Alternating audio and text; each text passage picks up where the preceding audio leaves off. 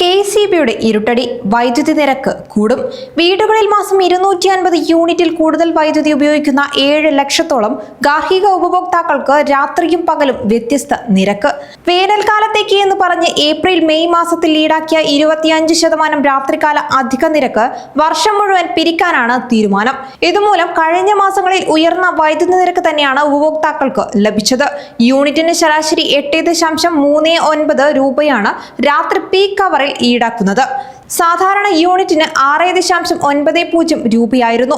വേനൽക്കാലത്ത് വൈദ്യുതി ഉപയോഗം കുത്തനെ കൂടുകയും സംസ്ഥാനത്ത് വൈദ്യുതി പ്രതിസന്ധിയിലാവുകയും ചെയ്തതോടെയാണിത്. പുറമെ നിന്ന് അധിക നിരക്ക് നൽകി കൂടുതൽ വൈദ്യുതി വാങ്ങുന്നത് ഒഴിവാക്കുന്നതിനാണ് ഈ നടപടി. വീടുകളിലെ വൈദ്യുതി ബില്ലിൽ 2 മാസത്തിലൊരിക്കൽ ഏകദേശം 14 രൂപ മുതൽ 300 രൂപ വരെ വർധനവുണ്ടാവും.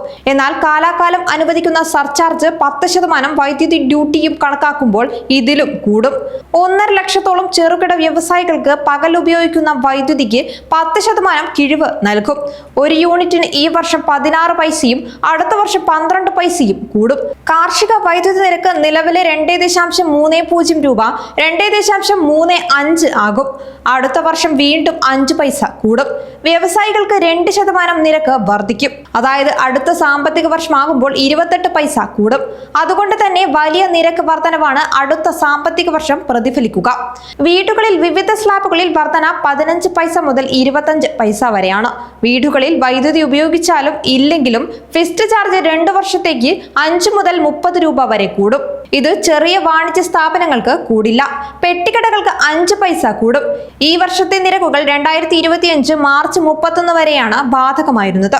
അടുത്ത വർഷത്തെ നിരക്കുകൾ 2027 മാർച്ച് 31 വരെ തുടരും. ഇതോടൊപ്പം കാലാകാലമുള്ള സർചാർജും നൽകേണ്ടി വരും. ഡിസംബറിൽ ഇത് യൂണിറ്റിന് 15 പൈസയാണ്. മീറ്റർ വാടക കൂട്ടില്ല. സോളാർ വൈദ്യുതി ഉൽപ്പാദിപ്പിച്ച് ഉപയോഗിക്കുന്നവരുടെ നിരക്കുകളിൽ മാറ്റം വരുത്തിയില്ല.